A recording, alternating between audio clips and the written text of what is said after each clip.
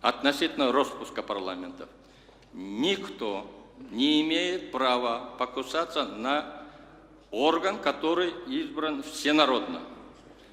Есть положение, как может быть распущен парламент. И это рассмотрено в Конституции. Других путей нету.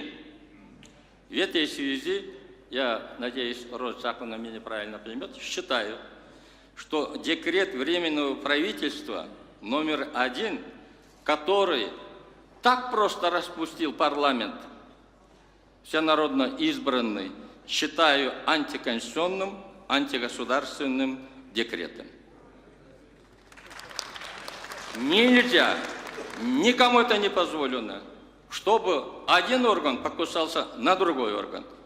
Люди, которые откуда-то пришли, распускали парламент, распускали другие государственные органы. Если мы не будем этого пресекать, если мы будем еще раз этому давать поощрение, то найдутся такие силы, которые возьмут на себя, по крайней мере, постараются взять на себя такие же функции.